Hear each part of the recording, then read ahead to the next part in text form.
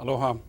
Hello, my name is Abdul Karim Khan and welcome to History 241, Session 6, the Republics and Kingdoms in India. The period that we would be talking about would be somewhere between 600 BC and 180 or 200 BC. So today's presentation is about the republics and the kingdoms of India. As I said, my name is Abdul Karim Khan. If you please need to contact me, then you contact me through my email, which is right there on the screen.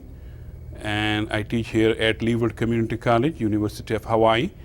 I must remind you that you need to check constantly the WebCT, the course outline or the course schedule, and see what items you need to carry out, especially in terms of the assignments.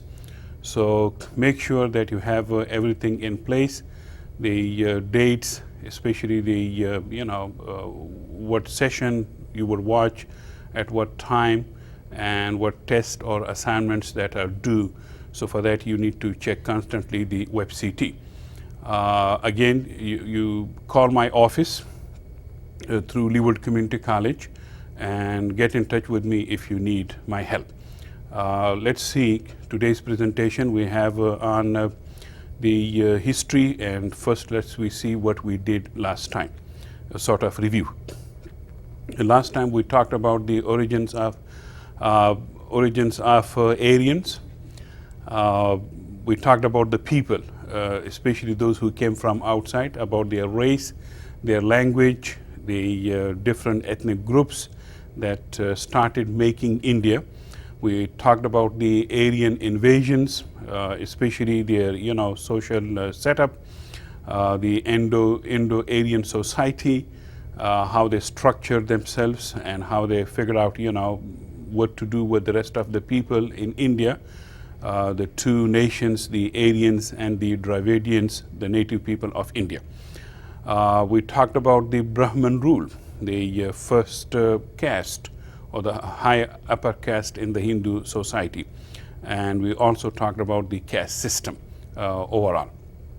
So that is sort of the people that we talked about, much more in terms of their race, much more in terms of their ethnicity, much more in terms of the problems that they were going to get into. So today, as we talked about the people of India last time, today we would talk about India itself in terms of the state, in terms of the government, in terms of the rule that they established, different people in India established. So let's see what is there for you in today's presentation. The introduction. We would talk about the origins of the term India. What that means and how that term goes into the making of other terms in India. India's relation with foreign countries, especially with Iran, the next door neighbor in ancient times, Iran in the west, and how the northeastern parts of the India came up with what we call the republics. Just as in the northeast we had republics, in the northwest we had kingdoms, and so we would be talking about the rise of state, the republics or the kingdoms in northeast or northwest India. We would also focus on the Megara Kingdom that rose in the northeast, and we would be we would talk about Alexander the Great, how he invaded India and what his invasions did to India. And finally, we would focus on the Mauryan Empire.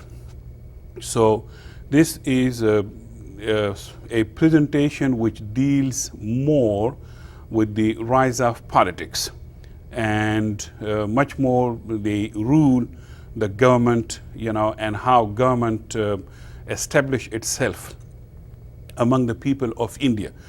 Now, keep in mind that when we say government or rule or state, see how much that had to do with the religion Hinduism and how much some of the rulers or the kings used Buddhism or later on Jainism, in their personal lives, while they kept the state very much, attached to the Hindu temple or to the Hindu religion. That would be one. But there were other rulers, other kings, other governments in the same country, India, that were very secular in their dealing with the people and the treatment of the people. They were very secular. Some of them were guided by their religion, and some, you could call them enlightened type of a guidance, or some very secular that, did not mind to include other nations, other caste, other people in their government, and were very, some of them were quite enlightened, very modern, and so keep that in mind, that government was informed. Government was influenced by religion, Hinduism, but there were other rulers, other kingdoms that did not, they were not so much Hinduistic about it. They were quite secular about their state. So let's see further down in the presentation. India, its people and country. When we say India, that term is derived from the Sanskrit and the Persian word Ind. And so the root word is Ind, and in Persian is also called Hind. And so this root word, scholars believe that it was derived from the term Indus. And so it was a reference to Indus. And from Indus you get the term also India, and from India you get the term Hindu. So keep in mind that the IND, the Ind, sometimes it can be also pronounced or added with the H, Hind, just like at the end, Hind or Hindu. So Hind also means, India. And Hindu was a person who lived in India. That's why there could be some confusion. But to the people of Iran particularly, and Afghanistan, that are the immediate neighbors of India in the West, to them, if you say Hind, they mean, India. And when you say Hindu, they mean the people of India. At least at that time, there was no distinction between Hindus, Muslims, or Sikhs, or Buddhists.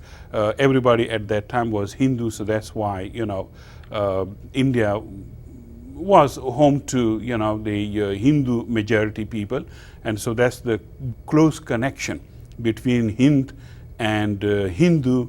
And so that's the reason we, in Afghanistan, or for that reason in Persia, India is referred to as Hindustan, Stan being the country. So the country or the land of the Hindu people, Hindustan. Now, also know that IND, the Ind, is in the root of almost most of these terminologies, like the Indus, India, and Hindu. Now, Hindu and Hindustan, as I said, much more used in Persian language. Whether you are in Persia, that is Iran, or in Afghanistan, people refer to it as Hindustan and Hind. Now, inside India, by the way, people call their country, the Indian people of India, they call their country Bharat inside India. And it's derived from, it's a Sanskrit term and has sort of a religious connotation. So that's why there is a difference between, the two terms. India is much more like to the foreigners. For example, the Greeks and the Romans, the Europeans would refer to this country as India, but the people of India would refer to it as Bharat by its original scriptural name, or the religious, terminology that goes with it. Bharat is a reference, to a tribe that had a great power at that time, and that would be something like close to around 1700 or 1800 BC or 2000 BC. We don't know exactly what the time frame is that is mentioned, in the Vedas.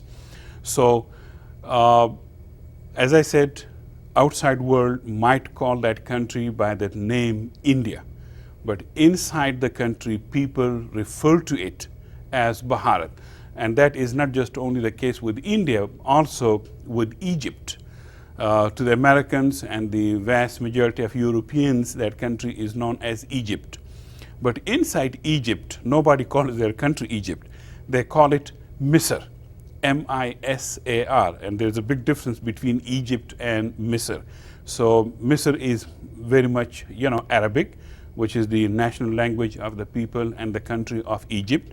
So inside Egypt, people call their country Misr. In the rest of the Middle East, people also refer to it, the country Misr. But outside Egypt, in United States or in Europe, Mediterranean area, people refer to it as, Egypt. So that's a, sort of anomaly there. The reason is that whatever names the Greek especially popularized among the Romans, and later on the Roman popularized these names of other nations and other places among the Europeans, those names, still used till this day. Another example would be also Mesopotamia, that which we call now Iraq. So Iraq is the real name of the country, but Europeans, used to call it, at least before 1945, that is before the Second World War, or the end of the Second World War, people used to refer to this country as Mesopotamia, which is modern day Iraq. And sometimes, nation, they change their names also. Let's see further down in the presentation, the Indo-Iranian relations. At that time, as early as 600 BC, India, if it had any real great nation to deal with and have relationship, that was Persia or Iran. So Iran in the West, it had wonderful relationship with India, the people of India. Iran rising at the time of the great leadership Cyrus the Great, who established the first, world empire, or Persian Iranian Empire. And the rise of Cyrus the Great in close to about 600 BC coincided with the rise of the Indian states inside India. So you see two states rising up, one in Persia and the other in Iran. The other in India. I'm going to be using, interchangeably Persia and Iran, and hopefully somewhere down the road I might drop one of them and start calling it Persia or Iran. The reason is when we talk about Iran in ancient times, in the time frame of ancient period, then we call it Persia. And modern times we call it Iran, but the two terms are so interchangeable that I'm sorry if I say Persia, Iran, so that would be, just the fact that we refer to this country by two names, one modern, the other ancient. Okay, so the rise of the Iranian state under the great leadership of Cyrus the Great coincided with that of the Indian states rising up, also in India. Persian Indians, they had great connections. The reason was the geography. They are very close to each other. Between Persia and India, there are no great geographical barriers, the type of which that you see in between India and China. So that's the reason that India had very good relationship with ancient Persia because lack of geographical barriers between the two, and it kept the trade between the two going till this day. Also, Iranians and Indians, they share, almost the same racial stock. Both they are, Aryans, especially the northwestern Indians, they are Aryans. Then between the two of them, between the Persian people, Iranian people, and the Indian people, the two languages, Persian language and Sanskrit language, they have a common ground through vocabulary, grammar, and no two languages would be so good in relationship and interconnection as Persian and Sanskrit is. One reason is that since the Aryans came out of Iran and they had lived in Iran before they invaded India. That's why the Aryan people picked up, the ancient Persian language and brought it with them to India. Also, Iranians or Persians in their army, they had recruited Indian soldiers. And of course, the Indian merchants would visit, Iranian markets, as Iranian markets were sort of the middle ground between Central Asia and South Asia. Also, Iran played a role of a middle ground between the Middle East on the west and India on the east. So that's why a lot of Indian merchants and merchandises, products and people you would see them in Iran or the Persian markets. And that's how the trade went between using the Iranian markets. The Indians, they went even beyond Iran into Mesopotamia, that is modern day Iraq, into Syria as well as into Greece.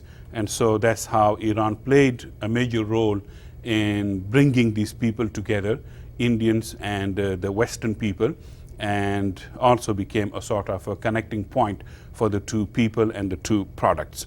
Let's see further on.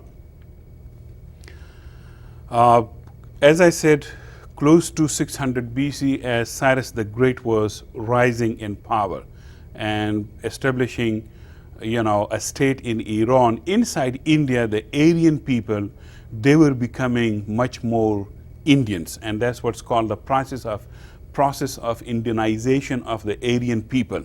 That had completed. Now, Aryans identified themselves with India, and so that's why we would refer to Aryans as Indians now. Also, the Brahman rule and the caste system was much more in place. So the Brahmins had established their rule, their priestly, profession among the people of India, and the caste system was already established. So everybody knew what to do and what not to do. Tribes and territories, they had taken the identities that we know them, till this day. So what happens almost everywhere, the tribe gives the name to the place that they occupy and live there for some time, and other people, refer to the place with reference to the people that occupy. So that's why the tribal and territorial identities had crystallized, which means that tribes were known after the places that they lived, and the places, were known after the people that lived there. This would be something like, Hawaii and Hawaiians, and you cannot disconnect the two. When we say Hawaii, immediately our mind jumps to the people of Hawaii and Hawaiians, especially the ancient people of Hawaii. And when we say Ireland, our mind jumps to, the Irish people, and there is no, detachment, or we connect Ireland with the Irish people. Similarly, India and Indians, or Greek and Greeks, Greece and Greek. And so that's how the people are identified after the place, or the place is known after the people. So that had already, by 600 BC, had already seeped into, and deep in the people had taken roots into the land that where they had been living until they were kicked out of that place, which also happened, and somebody else came and took over their place. Let's see further down. Governments had resulted from the need to keep peace and order. So by 600 BC, in different parts of India, you would see states, governments coming into being, springing up. And the reason being, anywhere in the world, governments are instituted for the need to keep peace and order in the area. And that function of the government had already started in India too.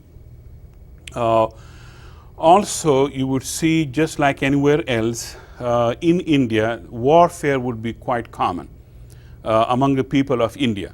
And so warfare would make or unmake expanding states. It would expand states, it would shrink states, it would make states and unmake states. So some states would come into being just because of the warfare that they could launch or impose or conquer other territories. or just because they were wiped out, and they lost the state. So state formation would be very much the result of warfare and fighting, as is throughout history the case. Also, in India particularly, the state formation was the result of the Brahmanic or religious tendencies to form governments and state. What it means, especially in Brahmanism, particularly in India, in the Hindu religion, what it is, that religion, because it's divided among 4 castes, and the top caste, the Brahman, being the priest, and the second one, the Kshatriya, being the sort of rulers and defender of the state. That is the reason that in Hinduism, the priestly class, the ruling class, the intellectual class, they had to be at the top and somebody had to be at the bottom. So that hierarchical nature of the religion and the society of the caste system, as it was established as a result of Hinduism, that encouraged state formation. So some religions, they sort of a prerequisite, to live, they prerequisite the state formation. They want to have a state, they want to have a government to rule and practice their religion. There would be others. Islam is another religion that presupposes sort of the formation of government. So some religions, they demand there must be a government, there must be a state through which the religion would be instituted, through which the religion would be practiced. Other religions don't demand. Christianity never demanded such a thing to begin with, but later on, thanks to the Romans, who were very much rulers of the world, they adopted Christianity, and that's how Christianity became the state or the official religion of the Romans. Buddhism never demanded, the state to be there for Buddhism to spread, but it happened anyway. Judaism did not demand a state, but it also happened, the kingdom of Israel, as we call it. But originally, maybe people did not feel any need for it.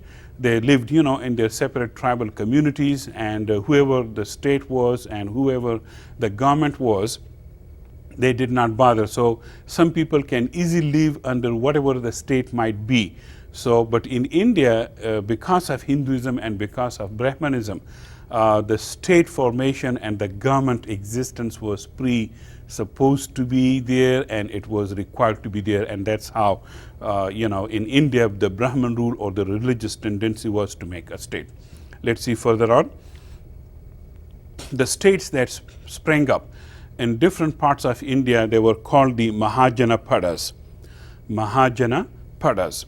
That is it's a sort of a reference that the land belonged to, the ruler. And so they're called Mahajanapadas. And they mostly sprang up in northern India, in the foothills of the Himalayas. And the reason for that being the Ganges River, and the Indus River. These states, Mahajanapadas, from Afghanistan, modern day Afghanistan, to the modern day country of Bangladesh. So most of northern India was dotted by these Mahajanapadas, or the states. Now, some of these states or Mahajanapadas, we refer to them as republics. So the republics would be in the northwest, and the kingdoms, the states that arose in the northeast, we would refer to them as kingdoms. Both were states, both involved governments, both involved armies and bureaucracies and religious groups and caste system. But the one that we have in the northwest, we would call them republics, and the one in the northeast of India, we would refer to them as kingdoms. And the difference between the two is quite obvious. Let's see further on. Let's see, in the north, there is Kabul and Afghanistan in the northwest, and the northeast, Calcutta, and this would be roughly the area where you had these states, different states, Mahajanapadas. In the northwest, you would have republics, and in the northeast, you would have kingdoms. So the northeast kingdoms, the northwest republics. And why that type of a distribution? Let's see. The republics in the northwest. When we say republics, these were very small places and small populations, small resources and hills and valleys and mountains, not too many people to deal with too many resources. So the nature of the republic was very small. You could say that something, but these were bigger than the city-states of the Greek people, way bigger than the city-states. But compared to the Indian size, they were very small.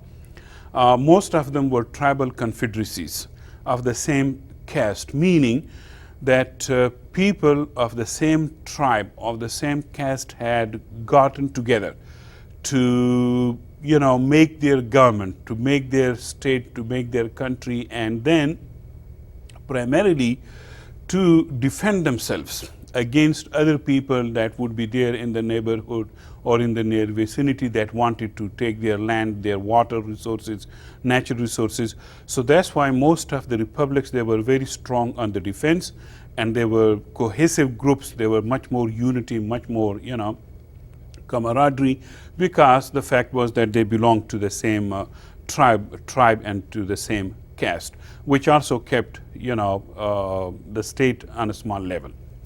Let's see further. Most of these republics happen to be closer to Persia or Iran and Mesopotamia and Greece. That would be the northwestern part of India. Most of these republics were involved in commercial activities, and they were very cosmopolitan towns and people, because the Persians, the Mesopotamians, the Greeks, the Afghanis, they came and mixed up, with the rest of the people in northwestern India. Also, because of these people coming from outside, Persia, Mesopotamia, Greece, the people inside the Indian republics, northwestern republics, these were also, used to see other people, other cultures, other religions, other languages, and that itself helped the people to keep caste regimentation low, meaning people were not very rigid in the caste system. That is, there was much more mobility. Other foreigners, they were invited, they were welcome, they lived among the people of India, and so nobody bothered so much about the caste system as was the case in, or unlike was the case in northeastern part of India, where caste was very high, very, very regimented. So the republics were good in that sense that they welcome other people. So that's the reason in northwestern part of India there could be many more, if there were any, there could be many more intermarriages between the Greeks and the Iranians, between the Iranians and the Indians or Afghanis people in the northwest. So it was good. Commercial societies always happen like that, to be very open-minded, to be very liberal compared to the agricultural societies that was always tied to the land, to the tradition, and to the same language, the same religion. But the commercial people, they know more about other languages, other cultures, other races, and other nations. All right, let's move further on into the kingdoms now in the northeast, and we would see why these kingdoms were so powerful and why we call them kingdom. Because they were larger states. They had enormous territories and a lot of population, a bigger population, bigger lands, and bigger states, bureaucracies. Also, they had a lot of human and natural resources, especially in the Ganges plains, a lot of water, rivers, and forests that they needed to clear off. So humanity in the northeast of India is very big in numbers. A lot of people, they were there in northeast. Since northwest was not as great, so for agriculture was concerned, that is why the republics were down on the population. But in the northeast, you have much more better agricultural lands, and hence, much more population there, which, is just natural. So most of these kingdoms, they were agriculturalist. Although they did, have a commerce, trade, business among themselves at least, if not anywhere else. But they were primarily agriculturalist, and that was the major activity of the people. Stayed home, did agricultural activity, crops and cattle and all that. And also the state could raise a lot of taxes, a lot of revenues, and so that's the reason the kingdoms were so big on on agriculture. Also, because of the nature of agriculture and so much land to cover and control, kingdoms in the northeast, they were very militaristic, very expansionist. Expansionist in the sense that they had to keep themselves, number one, with good defense, and number two, there was a sort of principle involved in all these kingdoms in the northeast that before somebody comes and takes your land, you better go and take their land. So this is sort of, eat before you are eaten. So that's how in the kingdoms you would have big armies, big bureaucracies, and one reason to deal with big threats, another reason to deal with the big resources in the country.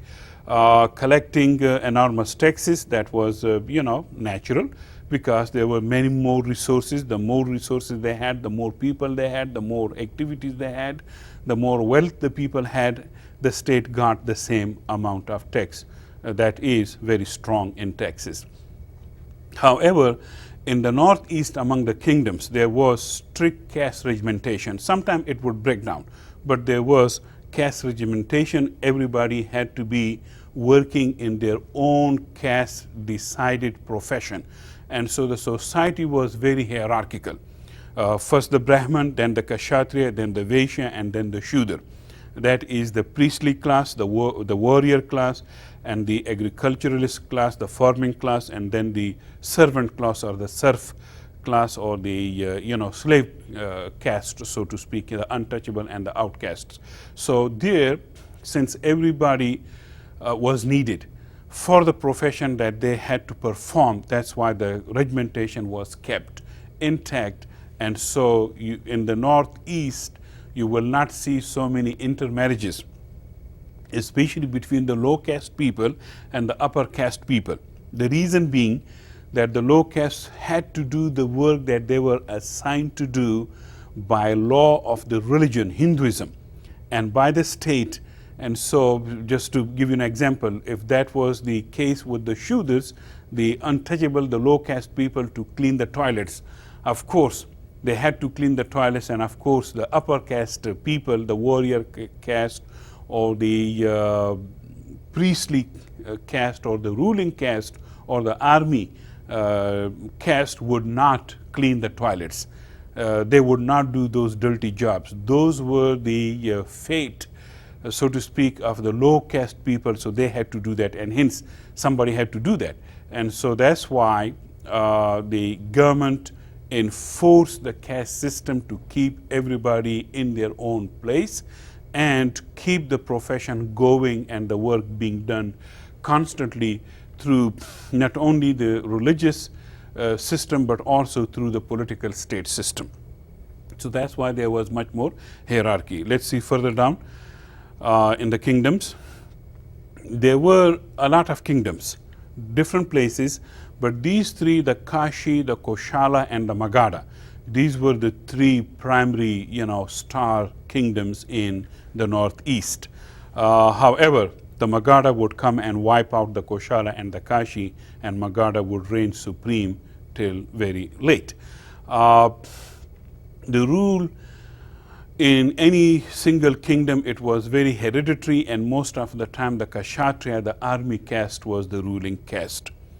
And because of, the caste came from the religion, that's why the ruling caste or the rulers, they had sort of, divine obligation to rule. So that's why the theory was what's called the divine nature of kingship, that the king was there because of God or gods wanted them to be the rulers, and so they were just doing their good religious duty to rule the country.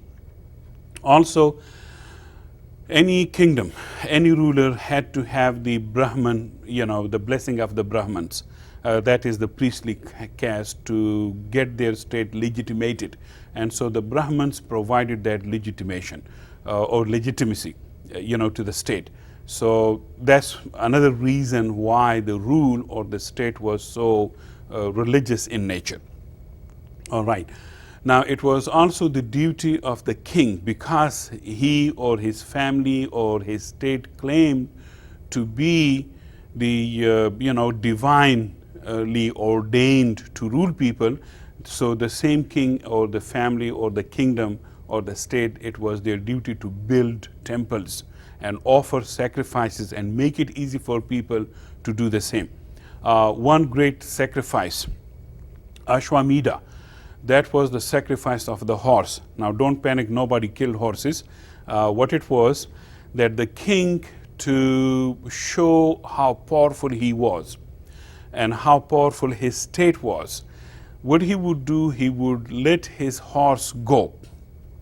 He would let his horse go and roam around, and run around, and wherever the horse would go or stop, that would be the extent of the ruler's kingdom or his state. So then the ruler would claim all those territory to whoever that territory or that land belonged to. Now it would belong, just because the horse went there, now it would belong to the king, to the ruler. And that was, a religiously ordained or required type of a sacrifice. However, every ruler could not do that, because what if the horse went into somebody else, another state or another ruler's, territory or land? What would happen? Why, he could not claim that land, and if he could not, that was not a valid sacrifice, and he would lose his face. So a ruler would offer this type of a horse sacrifice, Ashwamedha, only when he knew fully well that he had the might of his army. He had good army, strong army, and that strong army could, claim and back up the claim that the horse had claimed the land for him. So that's the reason, if the king was not so strong, not so sure that he could invade the next kingdom, he would not let his horse roam in his territory. So he had to be very careful. And this was sort of a last sacrifice to test his might, to test his strength, to his state, his army. He would do that, otherwise he could not do that. Let's see further down. Also, the royal territorial claims, they had to be, as I said, backed up by strong armies. So if he did not have a strong army, forget it. He could not claim any territory, no matter where the horse went. And sometimes they would, maneuver the horse, or they would not let the horse go too far away, that land could not be claimed. As I said, Magadha Kingdom, it conquered the Kashi and the Koshala rival kingdoms. There was constantly warfare among these kingdoms. So the Magadha Kingdom, it took advantage of the fighting between the Kashi and Koshala kingdom, and so finally the Magadha Kingdom came and wiped out both the Kashi and the Koshala kingdoms. Okay, let's see further down what else.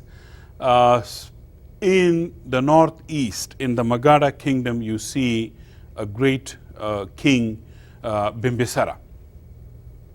He was not really the founder of the kingdom, but he was definitely the first important king of the Magadha Kingdom.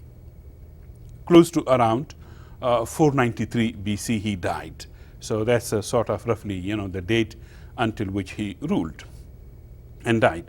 He was very efficient administrator, which, every king would be if he wanted to keep his kingdom. He also divided his country or state into, administrative work and profession. So people had to know what profession and nature of work had been assigned to whom, especially in the caste system.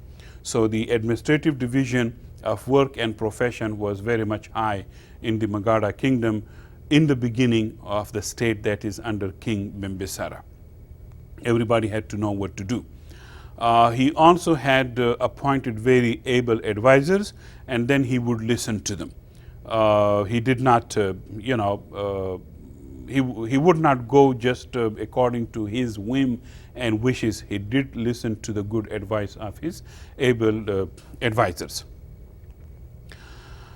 He also considered roads very essential.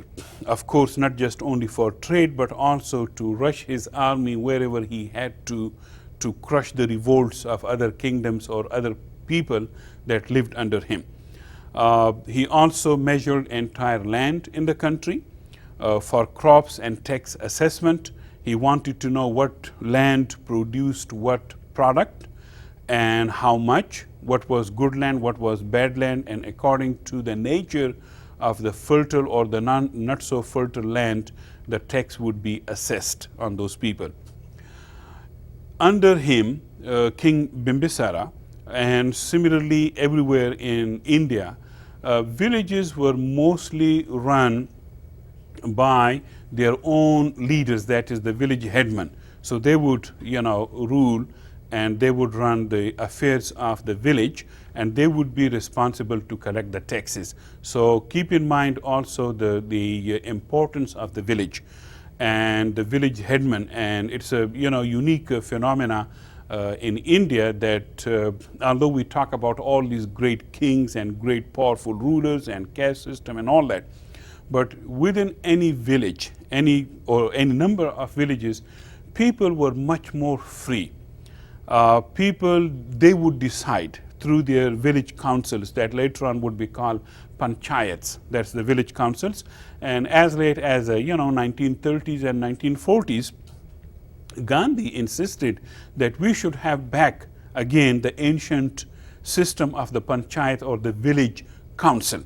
And believe it or not, till this day they work because they involve everybody in the decision making, although the upper caste people would decide, or the village headman or the village council would decide what to do and what not to do, but at least it gave sort of power to the people to have a say in their village affairs. So the village councils, the panchayats, the village headmen, these were very important people in settling the affairs of the village and the problems of the village. And ever since King Bimbisara, in the early formation of the Megara Kingdom, villages were let alone to decide their own.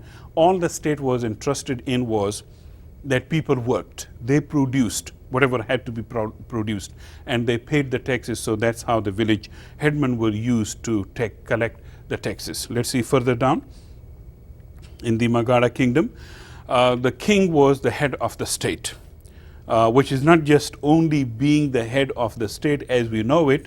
It also meant that because he was the head of the state, that kingship, he was just like the state. So the king was the state as the state was the king, which also meant that after him, his son would be the king, unless and until, the family was, kicked out by another family, powerful family. This hereditary nature of the state, that is the king was the head of the state, also meant that most of the land in the state belonged to the king and to his family, because the king was equal to the state and state was equal to the king. That's the reason. So most of the land was in the ownership of the royal house. The natural resources, the land, the water, and think about it, mountains and rivers, all these, and the places, all they belonged to the royal family, and so they were the owners of the land, and they could enforce their orders upon people. All right. King Bimbisara, he was murdered by his son Ajatashatru, and some people believe that Ajatashatru, he murdered his father King Bimbisara because Ajatashatru realized that the kingdom was under the threat. He had, his father Bimbisara had formed the king and given, its shape, whatever it was. But Ajatashatru believed that, his father was not very much attentive to the dangers on the horizon and other states and other people. So he wanted to remove his father, take the state and expand the state. That was his, he wanted to do. To eliminate the threat to the kingdom, he had to eliminate other people, working on that sort of principle. So first he had to remove his father, who did not see or would not see the danger to the state. Let's see what happened after him. Ajatashatru, his time from 493, that is the year he killed his father, up to 461 BC. He expanded the Magadha kingdom, meaning he invaded other kingdoms that he perceived to would be threat to his kingdom in the future. So he wiped them out and brought their territories and people under his control. He also strengthened the capital of Magadha, Rajagriha. He also strengthened Rajagriha, the capital of Magadha, and he built some forts, roads, and other defensive walls to make it strong. So the capital itself was surrounded by these 5 hills that formed sort of natural defenses for the capital.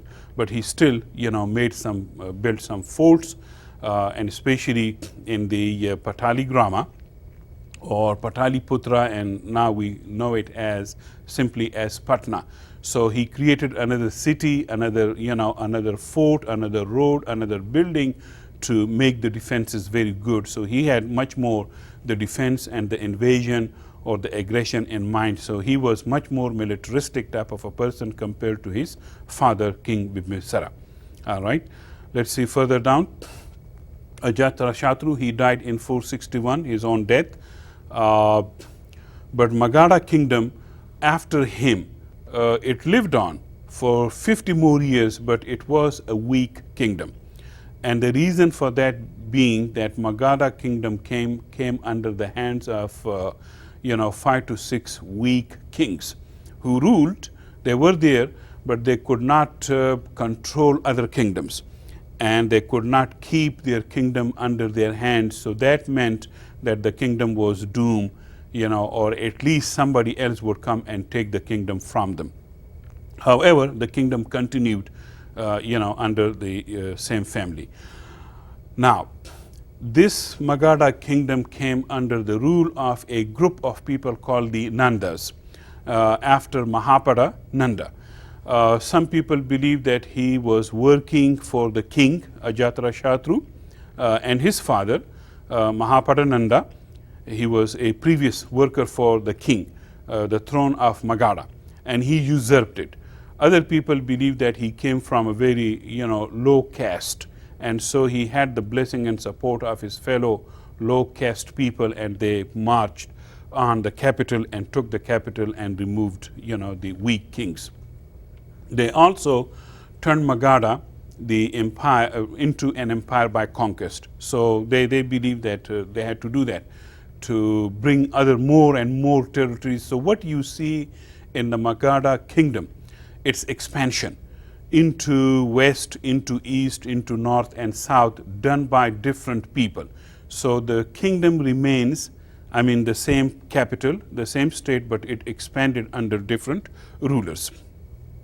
Now, coming to about 3rd century BC, you see something different happening in India. Number one, between this period from 327 to 321 BC, you see the coming of Alexander the Great in the northwest and the rise of the Mauryan Empire or the Mauryan dynasty in the northeast. This Mauryan dynasty would use the Magadha kingdom as their base. And from there, they would expand almost everywhere in India. So keep in mind, from about 220 BC onward, or from about 325 BC onward, you see 2 phenomena happening in India, one in the northwest and the other in the northeast.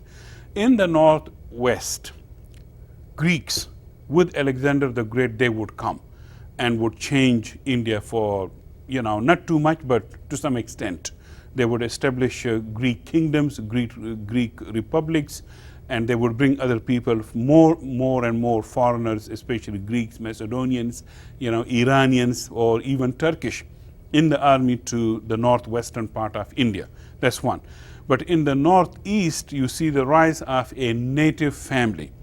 an Indian family called the Mauryan family, and they would rise. Now think who would win. And of course, the native would win this time, rising from the northeast and expanding to the northwest. So from now onward, you would see the rise of a great empire, beginning with Magadha from the same area and expanding to the rest of the Indian continent, subcontinent, south, north, east, as well as west. So let's see the coming of Alexander the Great. Alexander, he was a great leader of the Macedonians, as you know, and he, the son of Philip the First in Macedonia. After the death of his father in Greece and Macedonia, he became the ruler or the king of his city-state Macedonia. So he united Macedonians with other Greeks and went after Persia. Persia was the ancient old rival of Greece. There had been a lot of fighting between the Greeks and the Persians. The Persians would always go and fight the Greeks right in their own homes. So now the Greeks were coming after the Persians and to Persia to take care of them. And so in this is Alexander in Persia fighting Darius the First, as you see it. And it's not clear who is Alexander the Great, but here he comes. That's Alexander the Great. And so he went from Macedonia, he went to Anatolia, modern day Turkey. From Turkey, he went, to other places, and let's see if we can show his route. Starting from Macedonia, there, he goes into Turkey, from Turkey into Syria, down to, southern Syria, and from there, he went further south to modern day Palestine and Israel and to Egypt, and from there he went. I'm not showing the western, route that he took, the southern route that he took, but much more we are interested in his going to India. And so from there, from Syria, he went into Iran. There he had a great battle with the Iranians. And after defeating the Iranians, he went into Afghanistan. And from modern day country of Afghanistan, he went into modern day country of Pakistan, that is the northwestern part of ancient India. And he stopped at River Indus, which is the way where he stopped is, sort of a place that now is called Peshawar, which is also my hometown. So he stopped right there in northwestern India, which is modern day Pakistan, and he stopped at River Indus. Now, there at River Indus, when he came to India, he had to face the Indian army. This was a very strong army in the northwest. So he had to face the Indian army, and the legend is that he was wounded in one fight in India, and that wound, that's the Indian or the Eastern sources. The Greek sources say that he died of fever, but I don't know. But the Eastern sources, like sources in Afghanistan or in modern day Pakistan, they believe that no, he was wounded in the fight, and it was of that wound that he must have gotten that killing fever, and then he died. So let's see further.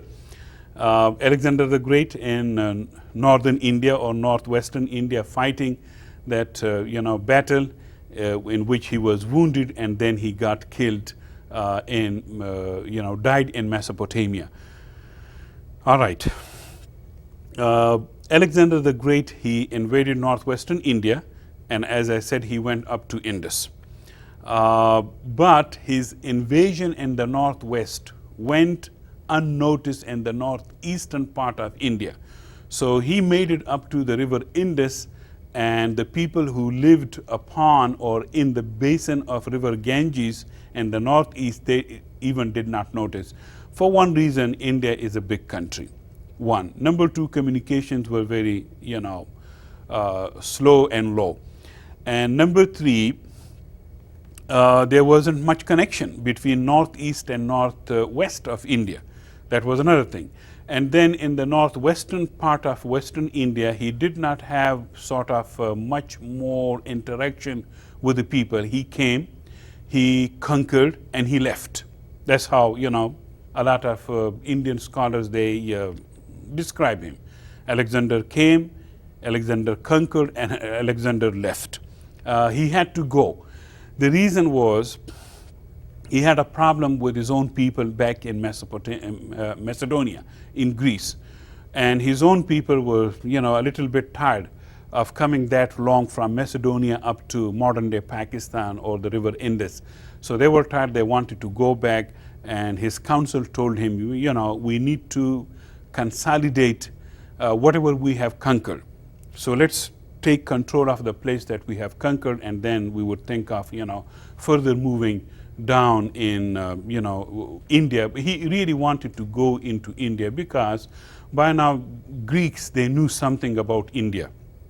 And so India was a fabled land. India was a great land of great resources, natural resources, a lot of population, a lot of products. So he wanted to go into India, but unfortunately, or luckily for him or whatever, his people told him, no, let's go back. And so that's how he went back. Okay. He could not, as I said, consolidate what he had conquered. So he went back, and he did not leave any major political imprint on the people of India or on the place of India. So that's the reason, his invasion in the northwest went unnoticed in the northeast. Okay. When he left, he did leave a few Greek rulers in northwestern part of India. But those republics that the Greeks had established in northwestern India collapsed very soon, and we would see why. But before the collapse, also you see the rise of, in northwestern part of India, the rise of what is called the Hellenistic culture. Now, try not to confuse the Hellenistic with Hellenic. There is a big difference between the two. First, let's see what is Hellenic. When we say Hellenic, by Hellenic we mean purely Greek. Hellenic art means purely Greek art. Hellenic culture, purely Greek culture. Hellenic people, purely Greek people. So the purity of the place, the people, and products of the Greek people, they are called Hellenic. However, Greeks did not stay in their home. They went, in different places. So wherever they went, they carried their, culture, their art, their sculpture, their way of doing things. So they mixed up with the local people. For example, they mixed up with the people of Iran. Alexander wanted his people, his army, Macedonians or any other Greeks, to marry women in Syria, in Persia, and anywhere they wanted. And they did. And they settled down, in some of those places. So from now onward, what you would see in this whole area, northwestern India and in Afghanistan and Iran, the mixing of the pure Hellenic culture, art, sculpture, architecture, with the already existing culture, art, sculpture and architecture. And you would see a beautiful mixing of the two. So when the Greek architecture mixes with the Persian architecture, or with the Afghani, or with the Indian, that architecture or that culture and art is called Hellenistic. So Hellenistic is neither purely Greek, nor purely Persian, or nor purely Indian. It is a mixture partly of the Greek and partly of the Persian or Indian. So that's why Hellenistic, and Hellenistic is much more beautiful. It's very, easy, with ease, with sort of a softness, with tenderness, and so it's not very rigid like the Greek or the for that reason the Egyptian. It's a beautiful art, and you would know it that it's not purely Greek, but the Greek influence are there. So then that is exactly Hellenistic. Let's see further down. The Greek rule did not last for long, and so it was sort of cut short by the Mauryan Empire that, as I said, would rise up in the in India. So let's see what happened in the northeast. An empire by the name Mauryan Empire rose up, and the leader of that empire, or the founder of that empire, was a person by the name Chandragupta Maurya. Maurya is the name, Maurya is the name of a peacock. Peacock is called Moor, so from Moor, the peacock, the family became known as Maurya. Chandragupta, he was the leader, the founding father, and he ended the Nanda rule in Magadha, the same old Megara Kingdom that was now ruled by Nanda. So Chandragupta, he comes and he takes over from the Nanda people. Chandragupta's own tribe belonged to Vaishya caste, which was lower than the Nanda's Kshatriya caste. So that means that they belong to low caste people. The Chandraguptas belonged to the low caste people, and they were much more sensitive to the caste, low caste people. So that was good, sort of, for the low caste people. When you have the low caste person as a king, he would take care of the low caste people. His mentor was Kautilya, a great politician, a great statesman, Kautilya, and he had a great strategic mind. So he had told Chandragupta that he should take over not the center, but the outlying, areas of the Magadha kingdom. And the story is that Chandragupta, he had watched a mother scolding her son who was eating from the center of the plate. So she told her son to eat from the fringes of the plate, not from the center, because the center is very hot always. So don't jump into the center. And that's how Kautilya told him, do not attack the capital, the center of the Magadha kingdom. So Chandragupta listened to his advisor Kautilya, and so he went and took over the control of the fringes territories, on the fringes, the other provinces, and deprived the center, the king sitting in the capital, of the taxes, the resources that came to him from other areas. So that's how he, later on he would invade the city and he would take it. He did that. So in 303 BC, he went to Indus region, and that is going into the Greek area of northwestern India. And so there he conquered the Seleucid provinces in northwestern India and Afghanistan. Seleucus, he was the Greek ruler in northwestern India, and Chandragupta went after him and deprived him of the Indian territories. Seleucus had to have an agreement with Chandragupta, because he knew that Chandragupta, the young man, he was out on conquest. So Seleucus was also a good politician. So he sort of created peace with Chandragupta, and in that agreement, Seleucus, the Greek king of northwestern India and Afghanistan, he gave Chandragupta territories. He also gave him his daughter in marriage, and he also sent a lot of ambassadors, merchants and other Greek people to Chandragupta's Magadha kingdom, the capital of which was Pataliputra, as we talked about it in the previous slides. Let's see. The Mauryan kingdom stretched from Kotara in the east, that is Bengal, to Kabul, Afghanistan in the west. And that's now a huge big empire.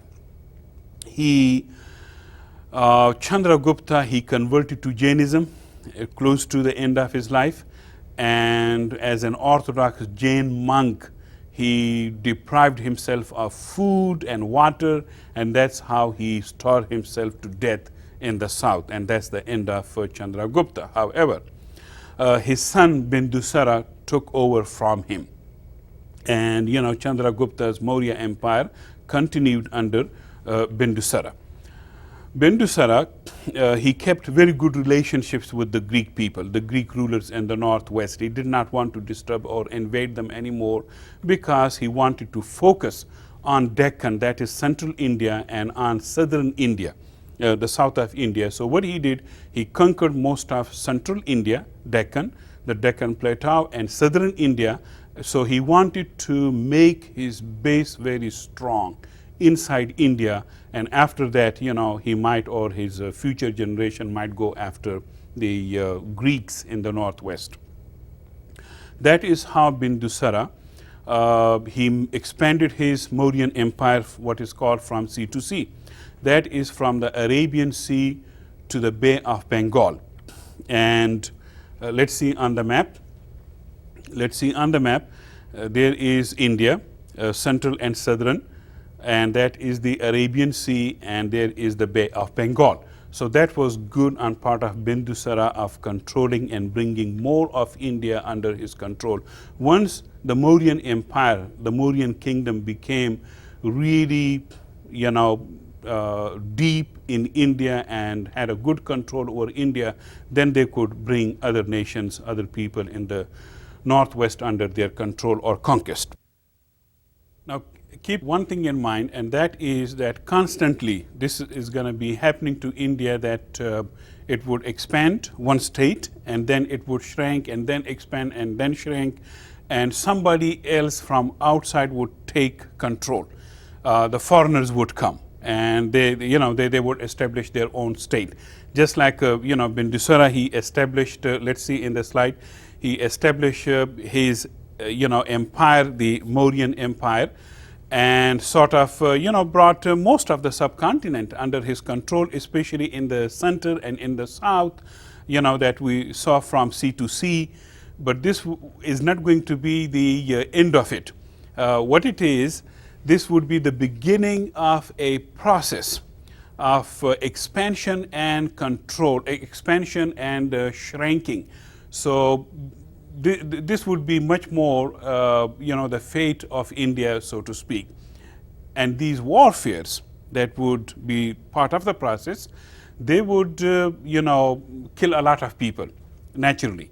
They would also, at the same time, wipe out a lot of resources. Whenever there is a warfare, what happens first is people stop to work. They cannot go, to production or to agricultural activity. That happens a lot. So you would see, as I said, much more the rise and fall of empires and states in India. The start of Bindusara, that is the beginning, not the end of it. And what you would also see, that fathers being replaced by the sons. In this case, Bindusara died his natural death, and his son Ashoka took over from his father.